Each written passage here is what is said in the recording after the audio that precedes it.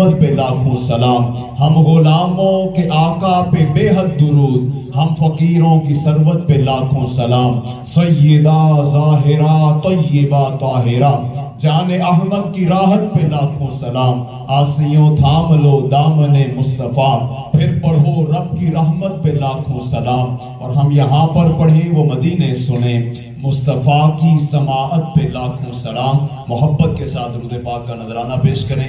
الصلاۃ والسلام علیکہ یا سیدی یا رسول اللہ وعلی آلک واصحابک یا سیدی یا حبیب اللہ، الصلاۃ والسلام علیکہ یا سیدی یا رحمۃ للعالمین وعلی آلک واصحابک یا سیدی یا خاتم النبیین۔ تمام معزز سامعین کو، حاضرین کو السلام علیکم ورحمۃ اللہ وبرکاتہ۔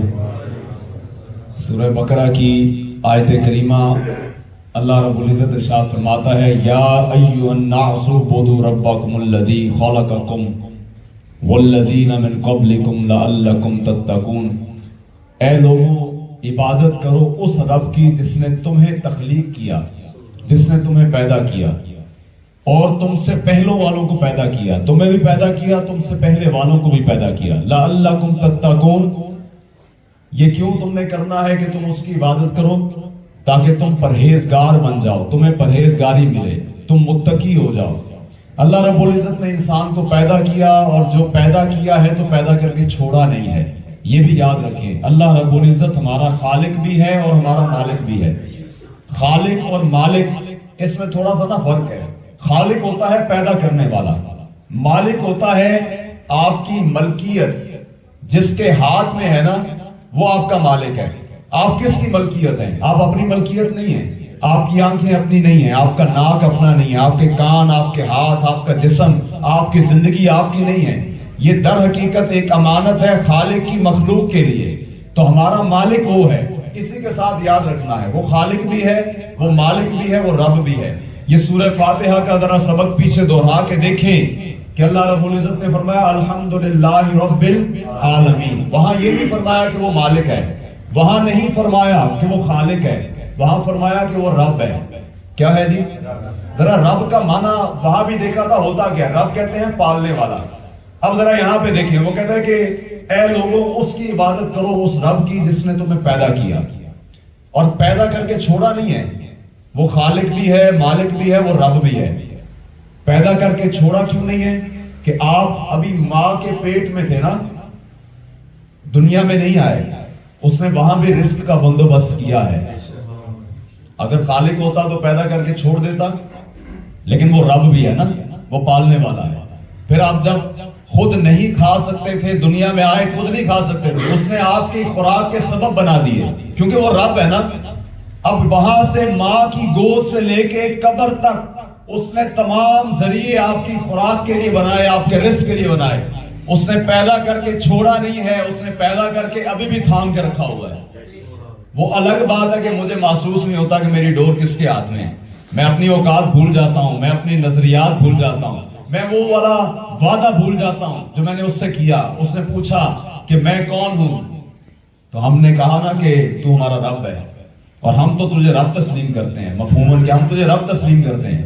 تو ہم شاید وہ بھول جاتے ہیں، لیکن اس نے باقاعدہ ماں کی گود سے قبر تک اس نے ہمیں تھاما ہوا ہے، کیونکہ وہ خالق خالی نہیں ہے، وہ خالق بھی ہے، وہ رب بھی ہے۔ تو فرمایا کہ اس کی عبادت کرو جس نے تمہیں پیدا کیا، تم سے پہلے والوں کو پیدا کیا، اور یہ کرنی کیوں ہے؟ تاکہ تمہیں پرہیزگاری مل جائے، تم متقی ہو جاؤ۔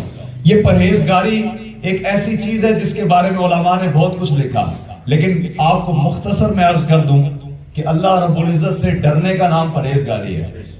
ایک جو چور ہے نا، وہ کہیں نہ کہیں رب سے ڈرتا ہوگا، لیکن جب چوری کرنے لگتا ہے نا، تب وہ چوری کر لیتا ہے، اس کا مطلب ہے اس وقت وہ رب کو بھول جاتا ہے۔ ایک ڈکیت ہے نا، وہ جب ڈاکہ مارنے لگتا ہے اس وقت رب کو بھول جاتا ہے۔ ہو سکتا ہے آگے پیچھے ڈرتا ہو سکتا ہے آگے پیچھے یاد کرتا ہو۔ ایک مومن ہے جو عام ایک مسلمان ہے، وہ جب جھوٹ بولنے لگتا ہے، وہ ویسے تو رب سے ڈرتا ہوتا ہے، لیکن جب جھوٹ بولنے لگتا ہے پھر اللہ اس کو بھول جاتا ہے۔ اچھا، یہ متقی ہونے کا مطلب یہ ہے کہ آپ کسی بھی حال میں ہے نا، حتی الامکان کوشش کرنی ہے کہ ڈرنا صرف اللہ سے ہے۔ اللہ سے ڈرنا ہے اور ڈرنا صرف اللہ سے ہے. یہ دو جملے ہیں. ایک تو رب سے ڈرنا چاہیے, دوسرا ڈرنا کسی سے نہیں چاہیے. صرف کس سے ڈرنا ہے؟ اللہ سے. ڈرنے کے قابل ذات کس کی ہے؟ اللہ کی. آگے اس نے فرمایا کہ الذی جعل لکم الارض فراشا, کہ اور جس نے تمہارے لیے زمین کو بچھونا بنا دیا, والسماء بناء, اور آسمان کو عمارت بنایا. یہ زمین ہے, یہ آسمان ہے. آج لوگ اکثر کہہ دیا کرتے ہیں نا کہ اللہ رب العزت نے ہمیں کیا دیا ہے. میں نے کہا سب سے پہلے تو اس نے ہمیں اپنی زمین دی ہے نا. یہاں کون کسی کو اپنے گھر میں مکین ٹھہراتا ہے؟ یہ زمین اس کی ہے نا, یہ زمین اس کی ہے, یہ آسمان اس کا ہے. یہاں کوئی مکین نہیں ٹھہراتا. اور میں تو اگر اپنی اور آپ کی بات کروں نا, تو ہم تو کسی کو 2 گز جگہ نہیں دیتے لیٹنے کے لیے. اور ہم تو یہ بھی کہیں نا کہ یہ زمین ہے نا, زمین, اس پہ قبر کی جگہ مفت نہیں ملتی آپ کو. اس نے کل کائنات کی زمین مفت دی ہوئی ہے حضرت انسان کو.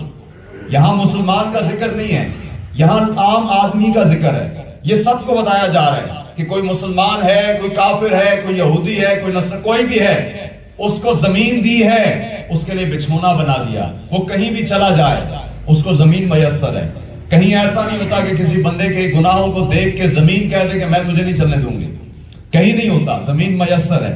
آسمان کو اس نے ہمارے اوپر ایک عمارت کی طرح, سائبان کی طرح اس نے اس کو کھڑا کیا ہے. آج دنیا کے بڑے بڑے انجینئر جمع ہو جائے نا, تو 10 انچ کی اینٹ ہوتی ہے, 10 انچ کی. اس اینٹ کو بغیر کسی سہارے کے کھڑا نہیں کر سکتے کہ اس کو خلا میں کھڑا کر دیں. کسی کی اتنی اوقات نہیں ہے. میرے رب کی شان ہے, اس کی قدرت ہے کہ اس نے اتنا بڑا آسمان بغیر ستونوں کے کھڑا کیا ہے, بغیر ستون کے ہے. ایک اینٹ میں اور آپ اور دنیا بھر کے سائنسدان جمع کر لیں تو کسی کی حیثیت نہیں ہے کہ وہ ایک 10 انچ کی اینٹ کو بغیر ستون کے کھڑا کر دے. ہمیں ستون کی ضرورت پڑ جاتی ہے, لیکن اس نے اتنا بڑا آسمان بغیر ستون کے کھڑا کیا ہوا. اچھا پھر خالی یہ نہیں ہے, اس نے آگے نا قرآن میں جگہ جگہ انسان کو چیلنج بھی کیا. اس نے ایک جگہ فرمایا کہ یا معاشر الجن والانس, اے جنات اور انسانوں کے گروہ, ان استطاعتم, اگر تمہاری اوقات ہے, اگر تمہاری ان استطاعتم, اگر تمہاری استطاعت ہے, اگر تمہاری حیثیت ہے, ان استطاعتم ان تنفذوا من اقطار السماوات والارض فانفذوا لا تنفذون الا بسلطان. اللہ فرماتا ہے اے انسانوں اور جنات کے گروہ, اگر تمہاری اوقات ہے نا, ہماری زمین سے بھی نکل جاؤ, ہمارے آسمان سے بھی نکل جاؤ, ان کے کناروں سے باہر نکل جاؤ. فرمایا پس تم نہیں نکل سکتے. کہاں جاؤ گے؟ جہاں جاؤ گے ہماری بادشاہی ہے. جدھر بھی جاؤ گے بادشاہی کس کی ہے؟ اگر کوئی اتنا ہی تنگ ہے نا اللہ کی زمین سے, اللہ کے آسمان سے, اگر کوئی اتنا ہی تنگ ہے, اگر کوئی اس کو مانتا نہیں ہے, کفر کرتا ہے, اس کے ساتھ شریک ٹھہراتا ہے, وہ تنگ ہی ہے نا, تو اس کو چاہیے کہ اللہ کا چیلنج قبول کرے نا. سائنس اس کے پاس ہے, وہ سائنس کا دعوے دار ہے, چیلنج قبول کرے, وہ زمین اور آسمان کے کناروں سے باہر نکل جائے. کوئی اور کائنات ڈھونڈے جا کے, کہاں چلا جائے گا؟ مریخ پہ چلا جائے گا. وہ بھی وہاں پہ بھی, وہاں جو بادشاہت ہے مریخ پہ جائے یا زمین پہ آئے, بادشاہت میرے رب کی ہے. وہ چاند پہ چلا جائے گا. آج لوگ کہتے ہیں چاند پہ قدم رکھ دیا. میں نے کہا جس نے چاند پہ قدم رکھ کے بھی رب کو نہیں نہ مانا, تو اس نے یہ نہیں مانا کہ یہاں بھی بادشاہت اللہ کی ہے, وہاں بھی بادشاہت اللہ کی ہے. چاند پہ قدم رکھنا بڑی بات نہیں ہے, زمین کے اوپر کھڑے ہو کے اللہ کی وحدانیت کی گواہی دینا بڑی بات ہے. اور میں نے کہا کہ اگر کوئی ایک لمحے کے لیے مان بھی لیا جائے نا کہ چاند پہ قدم رکھنا بڑی کوئی بات ہے, تو میرے محبوب نے مدینے کی سرزمین پہ کھڑے ہو کے اسی چاند کو اپنی انگلیوں سے چیرا نا, تو دنیا کو دکھا دیا کہ تم چاند پہ قدم رکھنا بڑی بات سمجھتے ہو. ہم نے تو چاند چیر کے دنیا کو دکھا دیا کہ ہم اللہ کے سچے بندے ہیں, اللہ کے سچے بندے ہیں. تو یہ زمین اور آسمان اس نے اللہ رب العزت نے پیدا فرمائے, ہمارے لیے بچھونا بنا دیا, ہمارے لیے عمارت بنا دی. لیکن ساتھ چیلنج بھی کیا قرآن میں کہ اگر تمہاری اتنی اوقات ہے اس کے کناروں سے باہر نکل جاؤ. تم رب کے خلاف بات کرتے ہو, جاؤ ہماری زمین بھی چھوڑ دو, آسمان بھی چھوڑ دو. بس تم کدھر جاؤ گے؟ جدھر جاؤ گے مریخ پہ جاؤ گے, ادھر بھی اللہ کی بادشاہت ہے. تم کدھر چلے جاؤ گے؟ جہاں بھی جاؤ گے بادشاہ وہی ہے. وَأَنزَلَ مِنَ السَّمَاءِ مَاءً, اور آسمان سے تمہارے لیے پانی اتارا. یہ کتنی بڑی نعمت ہے بارش. یہ آلودہ اگر ہو جائے نا آپ کی فضا, آپ کی آب و ہوا, تو اس کو آج کل کتنے جتن کرنے پڑتے ہیں پاک کرنے کے لیے، صاف کرنے کے لیے، سموگ آ جاتی ہے، دھند آ جاتی ہے، اور کروڑوں روپے لگا کے آپ مصنوعی بارش کرتے ہیں۔ مصنوعی بارش، وہ بارش آپ کرنے کے خواہش مند ہوتے ہیں جو اللہ فرما رہے وَأَنزَلَ مِنَ السَّمَاءِ مَاءً، کہ ہم نے اس آسمان سے تمہارے لیے پانی اتارا۔ اور بارش بھی تب ہوتی ہے جب ان بادلوں کا آنا ہو اور ان بادلوں میں پانی ہو، لیکن ان میں برسنے کی قوت نہیں ہوتی، کیونکہ قوت صرف تب ہوتی ہے جب میرے مالک کی منشا ہوتی ہے، جب اللہ رب العزت کی رضا ہوتی ہے۔ تو یہ اگر آپ مصنوعی بارش کر بھی دیں تو اس سے پہلے بھی اور اس کے بعد میں بھی یہ یاد رکھیں کہ مالک وہی ہے، رب وہی ہے، وہ چاہے تو آپ کے نماز استسقاء پڑھنے سے ہونا تو یہ چاہیے نا کہ یہ مصنوعی بارش کے چکر میں ڈالنے سے پہلے ذرا امت کو کہا جائے، درخواست کی جائے کہ قومی سطح پہ استسقاء کی نماز پڑھ دیں۔ جو اتنا پیسہ لگانا ہے، کوئی ایک تو نیک آدمی ہوگا نا۔ اگر کسی مسجد میں 1000 لوگ نماز پڑھنے والے ہیں، اگر کسی مجلس میں 50 لوگ بیٹھنے والے ہیں، تو ان میں سے کوئی ایک تو ہوگا نا جو نیک ہوگا، کوئی مخفی ہوگا، کوئی پوشیدہ ہوگا، نیک تو ہوگا۔ کسی ایک کی آمین سے اللہ سن لے گا، بارش برسا دے گا۔ لیکن اصل بارش بھی وہی ہے، اصل پانی بھی وہی ہے، اور وہ نعمت ہے۔ میرے حضور صلی اللہ علیہ وسلم نے ارشاد فرمایا، سرکار فرماتے ہیں کہ جب اللہ رب العزت خوش ہوتا ہے نا تب بارش برساتا ہے۔ جب وہ خوش ہوتا ہے تو اس سے اس کی خوشی طلب کرنی چاہیے، لیکن رحمت والی بارش بھی طلب کرنی چاہیے، تو رحمت والی، زحمت والی نہیں۔ اور اگر کبھی زیادہ ضرورت پڑ جائے بارش کی، آپ دعا کر رہے ہیں، آپ کی سنی نہیں جا رہی، تو کوشش کریں نا حضور کا وسیلہ دے کے مانگ لیں۔ صحیح بخاری شریف کی حدیث پاک ہے، بخاری شریف کی، کسی اور کی نہیں، صحیح بخاری شریف کی حدیث پاک ہے۔ حضرت ابو طالب، حضرت علی کے والد، آپ کہتے ہیں کہ بخاری کے اندر نا آپ کے شعر موجود ہیں عربی کے، فصیح عربی کے۔ آپ کہتے ہیں کہ عرب کے اندر نا مکے میں بارش نہیں ہوئی، تو میں نے نا محبوب کا ہاتھ پکڑا اور کھلے میدان میں لے گیا، جا کے اللہ کی رب العزت کے آسمان کی طرف اور جانب اللہ رب العزت کے عرش کی طرف نا میں نے ہاتھ اٹھائے، اور ساتھ میں نے دعا کیا کی۔ میں نے یہ کہا، مالک ہم مانگتے ہیں تو تو نہیں دینا چاہتا، ہم مانگتے ہیں تو اگر تو نہیں دینا چاہتا اس سونے مکھڑے والے کی صدقے سے دے دے، یہ جو حسین چہرے والا ہے، یہ جو تیرا بندہ ہے، تیرا رسپس کا صدقے سے دے دے۔ تو میں نے کہا کہ حضرت ابو طالب نے حضور کے چہرے کے حسن کے صدقے سے بارش مانگی ہے، تو ہم بھی تو کہہ سکتے ہیں نا کہ آمنہ کے لال کے صدقے سے دے دے۔ اللہ پاک ہمیں بھی سلامتی والی بارش نصیب فرمائے۔ آگے فرمایا فَأَخْرَجَ بِهِ مِنَ الثَّمَرَاتِ، اور اس سے کچھ پھل نکالے، کچھ پھل نکالے۔ یہ رب کی شان ہے نا کہ آپ بیج اگاتے ہیں، درخت بنتا ہے، بیج اگاتے ہیں تو درخت کا رنگ تو ایک جیسا ہوتا ہے، پھل کا رنگ ایک جیسا نہیں ہوتا، آب و ہوا بھی ایک جیسی ہے، جو پانی دیا جا رہا ہے وہ بھی ایک جیسا ہے۔ لیکن یہ رب کی شان ہے کہ اگر بیج آپ نے کسی ایک پھل کا ڈالا ہے نا تو وہی پھل نکلے گا، دوسرا نہیں نکلتا، غلطی سے بھی نہیں نکلتا، غلطی سے بھی نہیں نکلتا، کیونکہ قدرت کے جتنے بھی معاملات ہیں ان کے اندر غلطی نہیں ہے، بڑا ناپ تول کے حساب بنا ہوا ہے۔ ہم اکثر کہہ دیتے ہیں کہ آج تو اتنی شدید ٹھنڈ ہو گئی ہے، ٹھنڈ نہیں ہونی چاہیے جی۔ آپ کون ہوتے ہیں کہنے والے، یا میں کون ہوتا ہوں کہنے والا؟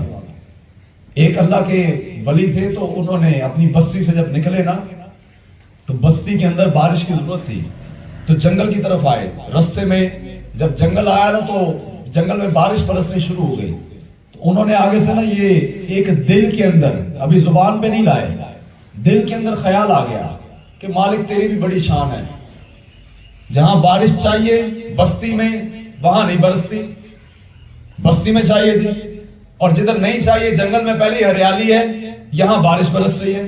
تو حاطب غیب سے آواز آئی کہ بندے، اللہ رب العزت نے تیری ولایت واپس لے لی ہے۔ ولایت کیوں واپس لے لی؟ کہ تیری اوقات کیا ہے کہ تو اللہ رب العزت کے فیصلے پہ یہ اعتراض کرے کہ جہاں برسنی چاہیے نہیں برستی، اور جہاں برس رہی ہے وہاں نہیں برسنی چاہیے۔ تیری کیا اوقات ہے؟ تو میں یہ کہنا چاہتا ہوں ہماری کیا اوقات ہے کہ ہم یہ کہیں جی آج تو بڑی سردی ہے، نہیں ہونی چاہیے۔ بھائی ہے تو بس ٹھیک ہے، اللہ کی شان ہے، اگر سردی نہیں ہے تو بھی رب کی شان ہے۔ اگر کچھ کیسا بھی موسم ہے، بارش ہے یا کچھ بھی ہے، اکثر بارش ہو جائے تو کوئی ہمارا کام رہ جائے، ڈیلے ہو جائے، تو ہم ایک کلمہ ایک کفر بول دیتے ہیں فوراً لو جی میرا کام بارش کی وجہ سے رہ گیا. اب ہم سمجھتے ہیں شاید اللہ کے ساتھ شریک ٹھہرانا کفر ہے. اللہ کی نافرمانی کرنا کفر ہے. جھوٹ بولنا بھی کیا ہے؟ کفر ہے. نماز چھوڑنا بھی. یہ یاد رکھیں, ایک بڑا کافر ہے, ایک چھوٹا کافر ہے. ایک بڑا کافر وہ ہے جو رب کے ساتھ شریک ٹھہرا کے کھڑا ہے, اس کی معافی نہیں ہے. جس نے رب کے ساتھ کسی کو شریک ٹھہرا اس حالت میں دنیا سے چلا گیا, اس کی معافی نہیں ہے, وہ قابل رحم بھی نہیں ہے. وہ دنیا سے ایمان کی حالت میں چلا جائے, یہاں پہ توبہ اور استغفار کر لے, اس کی معافی ہے. لیکن ایک وہ بھی تو کافر ہے نا جس نے اللہ رب العزت کی بتائے ہوئے احکامات میں سے چھوٹی چھوٹی چیزوں کا انکار کیا. رب نے فرمایا سود نہیں کھانا, ہم کھاتے ہیں. رب نے فرمایا نماز نہیں چھوڑنی, ہم چھوڑ دیتے ہیں. فرمایا سچ بولنا ہے, ہم جھوٹ بولتے ہیں. کیا یہ کفر نہیں ہے؟ یہ بھی کفر ہے. یہ چھوٹے چھوٹے کلمات کہہ دینا کہ بارش ہو گئی ہے تو میرا تو کام ہی رہ گیا ہے, میں نے تو اتنا ضروری کام کرنا تھا. بارش سے زیادہ ضروری تمہارا کام ہے؟ بارش سے زیادہ ضروری کس کا کام ہے؟ وہ تو رب کی منشا ہے. دیکھیں اللہ رب العزت نے آپ کو وہ تمام تر وسائل دیے ہیں, وہ تمام تر اسباب دیے ہیں کہ اگر ہم ایسے کلمات نہ بھی بولیں تو ہمارے کام ہو جاتے ہیں, ہمارے کام ہو جاتے ہیں. تو یہ کلمات بولنے سے ذرا گریز کریں. یہ بعض دفعہ انسان کو اس احاطے پہ لے جاتے ہیں نا جہاں سے واپس آنا مشکل ہوتا ہے. پھر انسان کی عادت بن جاتی ہے. وہ قدرت کا کوئی بھی نظام دیکھتا تو کہتا جی یہ تو ہونا ہی نہیں چاہیے تھا. وہ پھر ایک لمحہ ایسا آتا ہے کہ یہی بندہ ایتھیسٹ بن جاتا ہے, جو اللہ کے وجود کا انکاری ہو جاتا ہے. وہ کہتا ہے نہیں رب بھی نہیں ہونا چاہیے تھا. کہ آپ ہر اس چیز کو ناپنا شروع کر دیں, تولنا شروع کر دیں. تو اللہ رب العزت فرماتا ہے فَأَخْرَجَ بِهِ مِنَ الثَّمَرَاتِ, کہ ہم نے اس میں سے پھل نکالے. اور پھل بھی آپ دیکھیں اللہ کی شان ہے. جب انسان کے اندر کا موسم گرم ہوتا ہے نا, پھل ٹھنڈے ہوتے ہیں مارکیٹ میں. اور جب باہر کا آپ اندر کے انسان کا موسم جب ٹھنڈا ہو جاتا ہے, مارکیٹ میں پھل گرم آ جاتے ہیں. گرمیوں میں انسان سمجھتا ہے کہ اس کے اندر کا جو موسم ہے نا گرمیوں میں وہ گرم ہوتا ہے, لیکن اندر کا موسم گرمیوں میں ٹھنڈا ہوتا ہے. اور باہر مارکیٹ میں پھل گرم ہوتے ہیں. آم جو ہے پھلوں کا بادشاہ کب آتا ہے؟ گرمی میں آتا ہے. اب ہونا تو یہ چاہیے نا کہ لطف دینے والا جو مالٹا ہے, جو کنو ہے, جو موسمی ہے, وہ تپتی گرمی میں ہونا چاہیے, کیونکہ ہمیں لطف آتا ہے. لیکن ہمارے لطف سے قدرت نہیں نہ چلتی. قدرت نے چلنا ہے اپنے نظام پہ. قدرت کو پتا ہے کہ ہمارا جو اندر سسٹم ہے نا, وہ انسان کا اندر کا سسٹم گرمی کے اندر ٹھنڈا ہوتا ہے. اس کو گرم کرنے کے لیے سخت گرم پھل جو ہے عام میسر ہوتا ہے. اور سردی میں دیکھ لیں, سردی میں پہلے جو اندر ہے ہم سمجھ رہے ہیں کہ اندر بڑا ٹھنڈا ہے, لیکن اندر گرم ہے. موسم ٹھنڈا ہے, اندر گرم ہے. اس کو ٹھنڈا کرنے کے لیے ٹھنڈے پھل ہیں. آپ چلے جائیں مارکیٹ میں دیکھ لیں, ایک پھل آپ کو وہ نہیں ملے گا جس کی تاثیر گرم ہے. سارے کے سارے پھل وہ ہیں جس کی تاثیر ٹھنڈی ہے. تو اللہ رب العزت نے اسی زمین میں حلال پھل ہمارے لیے اگائے. حلال پھل ہم اس کو کھائیں. ہمیں حلال سے کوئی نہ رکنا چاہیے اور نہ ہی حلال سے کوئی روکنے والا ہے. حلال اس کی طرف سے ہے. تو فرمایا کہ ہم نے تمہارے لیے پھل اتارے, رزق لکم, تمہارے کھانے کے لیے. فلا تجعلوا للہ اندادا وانتم تعلمون, تو اللہ کے لیے جان بوجھ کر برابر والے نہ ٹھہراؤ. اللہ کے ساتھ جان بوجھ کر, جب تمہیں پتا ہے کہ زمین اس نے بنائی, آسمان اس نے بنایا, بارش اس نے برسائی, پھل اس نے اگائے, رزق اس نے دیا, تو یہ سب کچھ جانتے ہوئے بھی اللہ کے ساتھ شریک نہ ٹھہراؤ. یہ اصل میں خطاب ان لوگوں سے ہے جنہوں نے اللہ کی وحدانیت کا انکار کیا.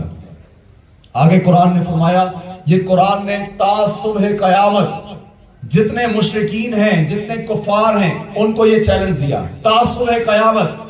فرمایا وَإِن كُنتُمْ فِي رَيْبٍ مِّمَّا نَزَّلْنَا عَلَىٰ عَبْدِنَا, کہ اگر تمہیں اس کلام میں ذرہ برابر بھی شک ہے جو ہم نے اپنے بندے پہ نازل کیا, اس کلام میں, قرآن مجید میں اگر ذرا سا بھی شک ہے جو ہم نے اپنے حبیب پہ نازل کیا, فَأْتُوا بِسُورَةٍ مِّن مِّثْلِهِ, تم اس کے جیسی ایک سورت لے آؤ. ایک سورت لے آؤ, زیادہ نہیں, سپارہ نہیں, قرآن پورا نہیں, ایک سورت لے آؤ.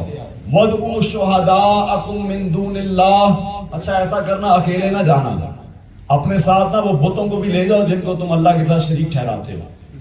وَادْعُوا, اور دعوت دو, شُهَدَاءَكُم مِّن دُونِ اللَّهِ, کہ اللہ کے ساتھ جن کی تم گواہی دیتے پھرتے ہو ان کو بھی بلاؤ نا ذرا, دعوت دو. اب یہ مشرکین کو اور کفار کو چیلنج کرنا اللہ کی سنت ہے. کس کی سنت ہے؟ یہ قرآن کا طریقہ ہے. آج لوگ کہتے ہیں جی کافر کو کافر نہیں کہنا چاہیے. میں نے کہا اللہ نے کافر کے لیے چیلنج دیے ہیں اور فرمایا ہے قل یا ایھل، کہ اے حبیب فرما دیجئے اے کافروں. اچھا فیصلہ آخر میں ہے لکم دینکم ولی دین، پہلے فرما دینا چاہیے تھا، لیکن فرمایا کہ پہلے ان کو بتانا ہے، آخر میں کہنا ہے کہ تمہارے لیے تمہارا دین ہے، ہمارے لیے ہمارا دین ہے. آج لوگوں نے زیادہ ہی مصلحت پسندی کر لیا نا. یہاں کسی کو گردنیں اتارنے کا حکم نہیں ہے، وہ انسان ہے، ان کا رہنے کا حق ہے، لیکن دعوت دیتے رہنا آپ کا حق ہے، دعوت دینا آپ کا حق ہے. قرآن کریم فرقان حمید کے ہمارے اوپر 5 حقوق ہیں. کتنے حقوق ہیں جی؟ یاد کر لے، 5 حقوق ہیں. پہلا ہے اس پر ایمان لے کے آنا، دوسرا اس کی تلاوت کرنا، تیسرا اس پر فکر کرنا، چوتھا اس کی تبلیغ کرنا، اور اسی کے ساتھ ایمان، تلاوت، فکر، تبلیغ، اور تبلیغ سے پہلے ایک عمل ہے کہ جس کو آپ نے یہ پڑھا ہے اس پہ عمل کرنا. یہ 5 حقوق قرآن کے ہمارے اوپر ہیں. ایمان لانا جو ہم لے کر آئے، ہم مانتے ہیں کہ یہ اللہ کا کلام ہے. تلاوت کرنا اکثر ہم کرتے ہیں، باقی اللہ ہمیں اور کرنے کی توفیق عطا فرمائے. فکر کرنا ہم نے کبھی نہیں کی. ہم سمجھتے ہیں ایک کتاب ہے برکت کے لیے. اقبال نے کہا نا کہ تو بھی بڑا عجیب بندہ ہے، جب تیرے بابے کی روح نہیں نہ نکلتی تو بچے بٹھا لیتا ہے، بچے بلا کر انہیں کہتا ہے قرآن پڑھو میرے بابے کی مرنے والے کی روح نکل جائے. آسانی سے وقت نزا آیا ہے، آسانی سے ڈل جائے، نکل جائے. اقبال نے کہا افسوس تیرے اوپر کہ تو نے قرآن سے مرنا سیکھا، جینا نہیں سیکھا. اس کو تو زندگی میں کھولتا نا.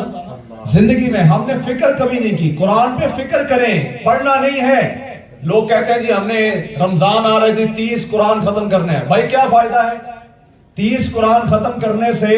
اللہ تمہیں ثواب دے دے گا، تمہارے اندر شعور تو آیا نہیں. تم نے یہ تو سمجھا نہیں کہ اللہ نے فرمایا یہ حکم ہے، یہ میسج ہے. یہ وہ میسج ہے جس کو ہم سین کر لیتے ہیں، سمجھتے نہیں ہیں. ہم دیکھ لیتے ہیں، ہم نے کبھی نہیں سمجھا کہ وہ فرما کیا رہا ہے. تو قرآن پہ جو تیسرا اس کا حق ہے وہ فکر ہے. کیا ہے جی؟ فکر کرنے کے بعد سیدھا تبلیغ پہ نہیں نکلنا. تبلیغ ہمیشہ اس چیز کی ہوتی ہے جس پہ آپ کا اپنا عمل ہو. میں کبھی اس سے زیادہ بات کرنے کا قائل نہیں ہوں جس چیز پر میرا اپنا عمل نہ ہو. جو چیز آپ کے عمل کے اندر آتی ہے نا، جس پہ آپ عمل کر رہے ہیں، اس کی تبلیغ کریں. آپ کی زبان کے اندر اللہ تاثیر بخش دے گا. ہماری پتہ ہے باتوں میں تاثیر کیوں نہیں ہے؟ ہماری گفتگو میں وہ مٹھاس کیوں نہیں ہے؟ ہماری بات سننے کے بعد کوئی عمل کیوں نہیں کرتا؟ وہ اس وجہ سے نہیں کرتا کہ اکثر و بیشتر ہم ہر اس چیز کی تبلیغ کر رہے ہیں جس پہ میرا اپنا عمل نہیں ہے. میں ہمیشہ اس کی بات کروں جس پہ میرا اپنا عمل ہے. تو یہ اپنا مزاج بنائیں. اگر آپ سچ بولتے ہیں نا، پھر کسی کو کہیں کہ یار سچ بولا کرو. اگر آپ بولتے ہیں، اگر آپ جھوٹ سے پرہیز کرتے ہیں، پھر کسی کو 1000 بار کہیں کہ یار جھوٹ سے پرہیز کرو. اگر آپ سودی نظام کے خلاف ہیں، سود نہیں کھاتے، پھر سب کو بتائیں کہ یار سودی نظام کے خلاف سود نہ کھایا کرو، سود اللہ کے ساتھ جنگ ہے. جو عمل آپ کرتے ہیں نا، اس عمل کی تبلیغ کرنا آپ کے اوپر واجب ہے. آپ نہیں کرتے، پہلے عمل کرنا ہے، آخری حق ہے تبلیغ کرنا. اور تبلیغ کے اندر بھی شریعت اسلامیہ کا مزاج ہے. اسلام کے 2 حصے ہیں، ایک جہاد کا، دوسرا تبلیغ کا. جہاد کے اندر حکم ہے کہ تلوار نکال لینی ہے. تلوار ہے اس کے خلاف جو تمہارے خلاف آیا ہے، ورنہ کوئی امان لیتا ہے اس کو چھوڑ دو. عورتوں کو کچھ نہیں کہنا، بچوں کو کچھ نہیں کہنا، بوڑھوں کو کچھ نہیں کہنا. جو اپنے ہتھیار ڈال دے اس کو بھی کچھ نہیں کہنا. جو اپنے گھروں میں چلا جائے اس کو بھی کچھ نہیں کہنا. جو آگے سے مزاحمت کرے اس کو پکڑ لینا ہے تلوار کے ساتھ. آج اسرائیل، اگر لوگ کہتے ہیں کہ وہ بڑے منصف ہیں، وہ بڑے انصاف پسند ہیں، میں نے کہا کہاں کا انصاف ہے؟ اسلام تو یہ کہہ رہا ہے، جنگ کے اصول بتا رہا ہے کہ عورتوں پہ ہاتھ نہیں ڈالنا، بچوں کو نہیں چھیڑنا، تم نے لوگوں کے املاک کو نقصان نہیں پہنچانا. کوئی ہتھیار ڈال دے اسے کچھ نہیں کہنا، ہتھیار اٹھا لے تو اس کے ساتھ جنگ ہے. لیکن وہ تو ہر اس کو مار رہا ہے. آج تک اس نے ایک ہتھیار والا نہیں مارا. وہ ثابت نہیں کر سکا کہ ہم نے مجاہدوں میں سے کسی ایک کو مارا ہے. اس نے ابھی تک جتنے مارے ہیں سارے عام انسان تھے، عوام تھی، سب کو مارا. اور پھر بھی لوگ کہتے ہیں جی مسلمان دہشت گرد ہیں. میں نے کہا مسلمان دہشت گرد نہیں ہیں. کائنات کے سب سے بڑے دہشت گرد وہ ہیں جو کفر اور کفر کے یاروں کے ساتھ کھڑے ہیں. وہ دہشت گرد ہیں، ہم کیوں دہشت گرد ہیں؟ ہم نے کسی کا کیا اکھاڑا ہے؟ ہمارے تو نبی نے یہ دعوت دی ہے، ہمارے رسول نے یہ دعوت دی ہے۔ جب حضور فتح مکہ والے دن آئے تو اسلام کا ایک چہرہ یاد رکھیں، میرے حضور رحمت للعالمین ہیں۔ تو ایک صحابی ہیں، انہوں نے حضور کے نا اونٹنی کی سواری کی لگام پکڑی ہوئی تھی، حضور قصوہ پہ سوار تھے، اونٹنی کا نام ہے قصوہ، حضور سوار تھے، تو ایک صحابی نے نا حضور کی اونٹنی کی لگام تھامی ہوئی تھی۔ تو جب مکے کی وادی میں اتر رہے تھے نا تو وہ صحابی نے عربی کے اندر یہ عبارت پڑھی، انہوں نے کہا آج ہٹ جاؤ یہاں سے سارے، کوئی رستے میں آیا آج ہم کاٹ کے رکھ دیں گے، چیر کے رکھ دیں گے، کیونکہ آج ہم کثرت میں ہیں، 12,000 کا لشکر ہے۔ جب حضور نے یہ سنا نا، حضور نے صحابی کو بلایا، فرمایا کیا بول رہے ہو؟ کہا حضور انہوں نے بڑے ظلم کیے ہیں نا، مکے میں انہوں نے بڑے ظلم کیے ہیں، آج حضور چھوڑیں گے نہیں؟ فرمایا نہیں، ایسا نہیں کریں گے، آج جو جس کے گھر میں داخل ہو جائے، جو فلاں کے گھر میں داخل ہو جائے اس کو بھی امان ہے، جو ادھر چلا جائے اس کو بھی امان ہے۔ حضور جب مکے کی وادی میں آ رہے تھے نا تو مشرکین کانپ رہے تھے کہ آج پتہ نہیں کیا ہو جائے گا، آج گردنیں اتار دی جائیں گی، آج ہمارے ساتھ بڑا ظلم ہوگا۔ میرے محبوب نے آتے ساتھ فرمایا کہ تم سب کو عام معافی ہے، صرف ان کو معافی نہیں ہے جو براہ راست اللہ اور اس کے رسول کے گستاخ تھے۔ پھر ابن خطل کے بارے میں صحابہ کو حکم دیا کہ ابن خطل کو ڈھونڈو، اور بھی کچھ لوگ تھے ان کو ڈھونڈو، 13 سے 14 لوگ تھے، جہاں ملے مار دو۔ تو صحابہ نے دیکھا ابن خطل جو ہے نا وہ کعبے کے غلاف کے ساتھ لٹک گیا ہے، ایک طرف کعبے کا غلاف ہے، دوسری طرف کعبے کی دیوار ہے، درمیان میں وہ بندہ ہے، رسوں کے ساتھ باندھا جاتا تھا۔ صحابہ تشریف لائے، حضور ابن خطل کعبے کی غلاف کے ساتھ لٹک گیا ہے، حضور آپ کیا حکم ہے؟ کیونکہ کعبہ ہے نا تو کیا حکم ہے؟ سرکار نے فرمایا وہ ایسا گستاخ ہے، اسے کعبے کی جو غلاف اور دیوار ہے وہ بھی پناہ نہیں دے سکتے، اقتلوہ، اسے وہاں بھی قتل کر دو۔ تو اسلام امن کا دین ہے، اسلام صرف اس کے ساتھ جہاد کا اعلان کرتا ہے جو اسلام کے خلاف مزاحمت کرے۔ تو یہ کائنات کے سب سے بڑے دہشت گرد وہ ہیں۔ تو فرمایا قرآن کریم نے وَإِن كُنتُمْ فِي رَيْبٍ مِّمَّا نَزَّلْنَا عَلَىٰ عَبْدِنَا، اور اگر تمہیں اس کلام میں جو ہم نے اپنے حبیب پہ نازل کیا ذرہ برابر بھی شک ہے، فَأْتُوا بِسُورَةٍ مِّن مِّثْلِهِ، اس کی طرح کی ایک صورت لاؤ، اور اکیلے نہیں جانا، وَادْعُوا شُهَدَاءَكُم مِّن دُونِ اللَّهِ، اور ان تمام کو دعوت دو جن کو تم اللہ کے ساتھ شریک ٹھہراتے ہو، ان بتوں کو بلاؤ نا، ذرا ایک صورت بنا کے دکھائیں۔ آگے اللہ نے فیصلہ بھی کر دیا، فرمایا فَإِن لَّمْ تَفْعَلُوا، پھر اگر نہ لا سکو، وَلَن تَفْعَلُوا، اور ہم فرمائے دیتے ہیں کہ تم نہیں لا سکتے۔ کتنا خوبصورت کام ہے کہ فرمایا کہ اگر پھر تم نہ لا سکو اور ہم بتا بھی دیتے ہیں کہ تم نہیں لا سکتے، فَاتَّقُوا النَّارَ الَّتِي وَقُودُهَا النَّاسُ وَالْحِجَارَةُ، اس آگ سے ڈرو کہ جس کا ایندھن ہم نے انسانوں اور پتھروں کو بنایا ہے، اس آگ سے ڈرو۔ اُعِدَّتْ لِلْكَافِرِينَ، اور تیار کر کے رکھی ہے کافروں کے لیے۔ یہ بھی یاد رکھیں قیامت کا جو دن ہے وہ مطلقاً کفار کے لیے ہے، حساب و کتاب مطلقاً کفار کے لیے ہے۔ مومن کا حساب کتاب ویسے نہیں ہونا جیسے ان کا ہونا ہے۔ یہ قرآن کریم میں جتنی وعید موجود ہے حساب کتاب کی، یہ مسئلہ یاد رکھیں، یہ کفار کے بارے میں ہے، مسلمانوں کے بارے میں نہیں ہے۔ لیکن ہم سے کیا پوچھا جائے گا؟ ایسا نہیں ہے کہ ہمیں کھلی لگام ہے، ہم سے پوچھا نہیں جائے گا۔ قرآن نے فرمایا کہ ہر نعمت کا سوال کیا جائے گا، ہر نعمت کا، اس نے سانسیں دی ہیں، لباس دیا ہے، خوراک دی ہے، ہر نعمت کا سوال ہوگا۔ تو جب وہ ہر نعمت کا سوال ہوگا تو ہمارے پاس بھی ہے نا، تو ہمیں وہ سوال کا جواب دینا ہے۔ لیکن مطلقاً آگ کا عذاب بھی ان کے لیے ہے، اور نافرمانی جنہوں نے کی ہے ان کے لیے آگ کا عذاب ہے، ان کے لیے حساب کتاب ہے، ہمارے لیے ویسا نہیں ہے۔ لیکن پھر بھی ہمیں عمل کرنا ہے۔ عقل مند وہی ہوتا ہے جس کی اپنی تیاری پوری ہو، پھر امید ہو۔ اپنی تیاری پوری رکھیں گے، اپنی تیاری کریں گے تو انشاءاللہ امید بھی رکھیں گے۔ میرے حضور صلی اللہ علیہ وسلم نے فرمایا، توجہ ہے آپ سب کی، حضور صلی اللہ علیہ وسلم نے ارشاد فرمایا کہ قیامت کے دن نا 2 لوگ ایسے ہوں گے کہ اللہ ان کے لیے فیصلہ کر دے گا اور حکم ہوگا ان کو اٹھا کے جہنم میں ڈال دو۔ تو وہ نا ایک جو ہوگا نا اس میں سے وہ تیزی کے ساتھ جہنم کی طرف چلنا شروع کر دے گا، اور دوسرا جو ہے وہ آہستہ آہستہ جا رہا ہوگا۔ ایک تیزی کے ساتھ جا رہا ہوگا، ایک آرام آرام سے جا رہا ہوگا۔ سرکار فرماتے ہیں اللہ رب العزت نا اس کو بلائے گا جو تیزی سے جا رہا تھا، کہ تو اتنا تیز تیز کیوں چل رہا ہے جبکہ پتا ہے کہ آگے جہنم ہے. وہ آگے سے کہے گا مالک ساری زندگی تیری بات نہیں مانی, سوچتا ہوں آج ہی مان لوں, آج ہی مان لوں, بے شک میرے بارے میں نہیں ہے لیکن کہا کہ چلو آج ہی مان لوں, اتنی تیزی سے میں اس لیے جا رہا ہوں. اچھا وہ جو آہستہ چل رہا تھا حضور فرماتے ہیں اس کو بلا کے پوچھا جائے گا تو اتنی آرام سے کیوں چل رہا ہے؟ تو وہ آگے سے کہے گا مالک ساری زندگی نا تیری رحمت پہ امید رکھی ہے, آج بھی امید رکھتا ہوں, تو بڑا رحیم ہے. سرکار فرماتے ہیں یہ دونوں کی یہ جذبہ دیکھ کے کہ ایک نے حکم مانا اور دوسرے نے امید رکھی, اللہ فرمائے گا ان دونوں کو جنت میں داخل کر دو. لیکن پہلے ہماری تیاری ہونی چاہیے, پہلے تیاری ہونی چاہیے. یہ قرآن کی مثل وہ ایک سورت نہیں لا سکتے. میں آپ سے کہنا چاہتا ہوں پورا قرآن ہمارے پاس ہے, پورا قرآن ہمارے پاس ہے. یہ اتنا بڑا سرمایہ ہے, اتنا بڑا معجزہ ہے کہ کل کائنات کے کافر جمع ہو جائے گا قیامت تک کے لیے, اس کے جیسی ایک سورت کا ایک آیت نہیں لا سکتے. کیونکہ وہ اگر لے بھی آئیں گے تو وہ بندے کا کلام ہوگا, یہ میرے مالک کا کلام ہے, یہ میرے خالق کا کلام ہے. میں آپ سے کہنا چاہتا ہوں اللہ رب العزت نے اس قرآن میں فرمایا نا کہ یہ اگر کلام ہم پہاڑوں پہ نازل کرتے وہ معذرت کر لیتے, ٹوٹ جاتے, جھک جاتے, وہ برداشت نہ کر سکتے, وہ کانپنے لگ جاتے. آج ایک حافظ اسی قرآن کو سینے میں سجا کے پھرتا ہے. آج ہر مسلمان اس قرآن کو یاد کر کے نماز پڑھتا ہے, سینوں میں بسا کے پھرتا ہے. میں آپ سے کہنا چاہتا ہوں ہمارے اندر تھوڑی سی کمی ہے, زیادہ نہیں ہے, کمی تھوڑی سی ہے.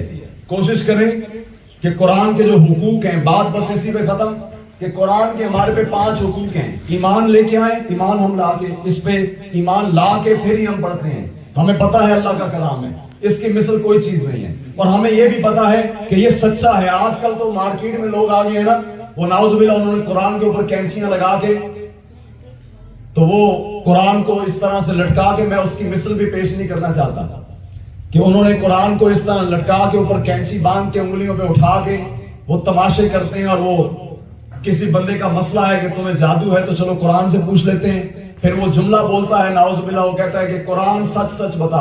میں نے کہا تو اتنا بڑا بدبخت آدمی ہے, تجھے شک ہے کہ یہ جھوٹ بولے گا؟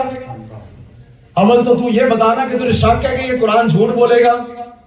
یہ قرآن اللہ کی سچی کتاب ہے. کل کائنات غلط ہو سکتی ہے, اللہ کا کلام غلط نہیں ہو سکتا. ڈرامے بازی لگائی ہوئی ہے, جدھر جس کی دکانداری نہیں چلتی وہ یہ تماشے کرنے بیٹھ جاتا ہے. ایسوں سے ہوشیار رہ کریں. شریعت پہ ایک چیز یاد رکھیں, حضرت مجدد الفسانی فرماتے ہیں تمہیں کوئی ایسا پیر مل جائے نا جو پانی پہ چل کے دکھاتا ہے اور شریعت کا پابند نہیں ہے تو تم اس کے پیچھے اپنا ایمان خراب نہ کرنا. پانی پہ چل کے دکھانا کوئی کمال نہیں ہے, ہوا میں اڑنا کوئی کمال نہیں ہے. فرماتے ہیں مکھی بھی تو اڑتی ہے, اس کو بھی پیر مان لو, کوا بھی اڑتا ہے اس کو بھی مانو. فرمایا یہ کون سا کام ہے کہ تم ہوا میں اڑنے والے کو پیر مان لو, تم پانی پہ چلنے والے کو پیر مان لو. اصل پیر وہ ہے جو سنت رسول کا پابند ہے, جو شریعت کا پابند ہے. اور یہ نہ کہا کریں کوئی اگر کہہ دے کہ ہمارے پیر صاحب بڑے نیک ہیں تو ہم آگے سے پوچھنا شروع کر دیتے ہیں کہ اچھا بتائیں نا آپ کے پیر صاحب کی کرامت کیا ہے. کوئی اگر ہم سے کہے نا کہ جی آپ نے ذرا بزرگوں کے بارے میں بتائیں, یا ہم اگر کسی کو بتا دیں ہمارے بزرگ اللہ کے بڑے نیک بندے تھے, تو بندے پہلا سوال کیا کرتے ہیں, وہ کہتے ہیں جی تہاڑے پینا دی کرامت کی ہے. میں نے کہا کیسی کرامت چاہیے؟ کہا کہ کوئی انہوں نے بھی کوئی ستارے آگے پیچھے کیے ہوں, کوئی پانی پہ چلے ہوں, کوئی جانماز پانی پہ بچھا کے کوئی نماز پڑھتے ہوں. میں نے کہا تمہاری بدبختی ہے, تمہیں کرامت کا اندازہ ہی نہیں ہے. یہ پانی پہ چلنا کرامتیں نہیں ہیں, شریعت پہ پابند رہنا اصل کرامت ہے. تو اس لیے اپنے مزاج میں تھوڑی سی پختگی لے کر آئیں. ہمیں قرآن کے حقوق کو ادا کرنا ہے, انشاءاللہ کریں گے جی انشاءاللہ. اس پہ فکر کرنی ہے انشاءاللہ. جہاں روز فیس بک کھلتی ہے نا وہاں قرآن بھی کھل سکتا ہے, اللہ کی کتاب بھی کھل سکتی ہے. اپنے دن کا آغاز اس کلام سے کیا کریں. میں یقین سے آپ کو کہتا ہوں, پختہ یقین سے, کہ دن کے آغاز میں 2 چیزیں ہونی چاہیے. ایک نماز ہونی چاہیے, اس میں محبوب پہ درود بھی آ جاتا ہے, فجر کی نماز. اس کے ساتھ اللہ کا قرآن ہونا چاہیے. آپ کے دن, اس دن کے اندر کوئی آپ کا کچھ بگاڑ کے چلا جائے تو مجھے پکڑ لیجیے گا. کسی کی جرت کیا ہے, میرے حضور فرما رہے ہیں کہ جو فجر کی نماز پڑھ کے دن کا آغاز کرتا ہے وہ اللہ کے ذمے پہ آ جاتا ہے. اب مجھے بتائیں جو اللہ کے ذمے کرم پہ آ جائے اس کا کوئی کچھ بگاڑ سکتا ہے؟ وہ تو میرا پھر اپنا حساب ایسا ہے نا کہ میں نے کبھی نماز سے آغاز یہ سوچ کر نہیں کیا کہ میں اللہ کے ذمہ کرم پہ آ جاؤں گا. میں خالی نماز تو پڑھ دیتا ہوں فجر کی، لیکن مجھے ایمان رکھنا ہے. تو میں امید کرتا ہوں کہ اللہ پاک ہمیں عمل کی توفیق عطا فرمائے. وما علینا الا البلاغ المبین.